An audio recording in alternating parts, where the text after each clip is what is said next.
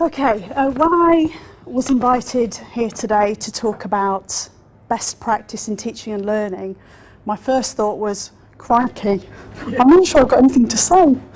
So instead, I want to reflect on everyday practices because a colleague of mine first thing this morning turned to me and said, all of this is fantastic if only I had the time. So what I want to try and bring the discussion to is around our everyday practices as professionals. It's a much used word. And I'm going to focus on two dilemmas that I've got as both a lecturer and a doctoral student.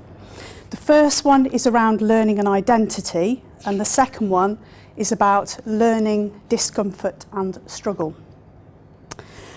My standpoint is I do sort of buy into Stephen Bull's idea of professionalism, and Stephen Bull describes it like this. He says, I take it that professionalism rests on a particular relationship between the practitioner and their work.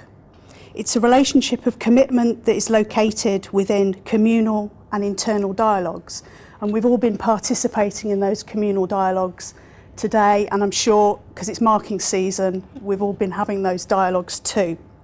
But he says what's key about this is that these dialogues have a certain ambiguity and pluralism about them, by which he means there are not always answers. We have to kind of live with that ambiguity and uncertainty. So I actually brought with me the award. I brought that with me because as part of my doctoral study I've become quite interested in the increasing virtual world that we live in, how objects kind of hold and contain memories because you can touch them, you can feel them, they'll age with me. I can't ever imagine throwing this out. It's going to kind of be with me for a while. And I'm going to talk about why that's important. The first thing I mentioned, learning and identity.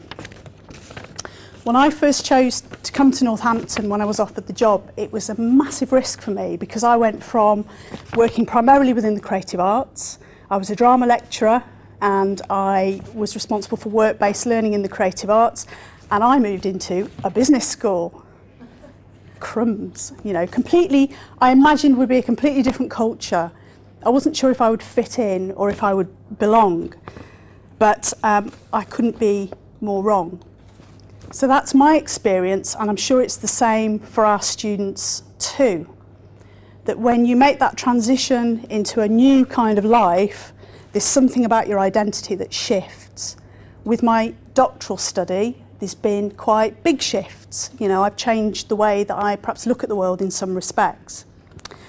So my question is, how can we bring together student interests, student identity with our curriculum? So that there's this notion of personalised learning, but I'm not quite sure, and I'm being honest here, how I do that in my everyday practices.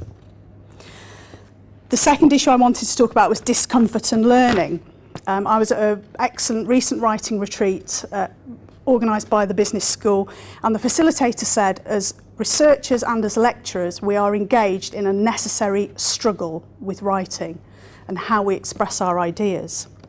And I know through my process of doing the doctoral study, that's been really uncomfortable at times and it's been a real struggle.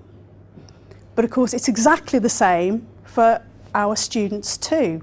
They're going through the same things. And I suppose my question is, are we transparent about this dimension of learning, the struggle and the discomfort? And if not, why not?